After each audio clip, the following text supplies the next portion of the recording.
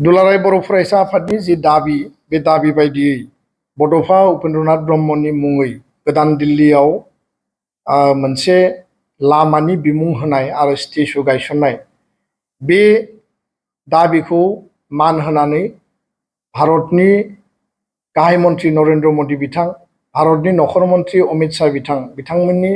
थांखि आरो डिसिसन बायदियै मैया जोंनिसिम मोनसे खौरां सफैदों जे लाला लाजपत राय मार्ग कैलाश कल'नियाव थानाय जे मेन रडनिफ्राय जागायनानै इउ टार्न लानानै आरोबाव लाला लाजपत राय मार्गआवनो ओंखारहैफिनगोन गुबुन मोनसे दिगजों। बे लामानि मुंखौ लाला लाजपत राय मार्गनिफ्राय जागायनानै आरो बे रडआवनो कानेक्टिं जानाय इउ टार्ननि बे इउ शेपनि जेराव बड'लेण्ड हाउसआबो बे साखाथियावनो दङ, बे लामानि मुंखौ बड'फा इउएन ब्रह्म मार्ग बिमुंजों होनो थाखाय भारत सरकारा एप्रुभेल होबाय आरो लोगोसेनो बेयाव बड'फानि मोनसे मोजां स्टेचुबो गायसननाय जागोन।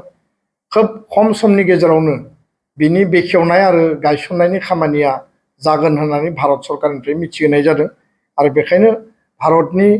गाहाय मन्थ्रि नरेन्द्र मदि, भारतनि नखर मन्थ्रि अमित शाह बिथांखौ दुलाराय बर' फरायसा आफादा बर' हारिनि जानानै जोङो साबायखर आरो धन्यबाद बावदों। गोजोन्थों।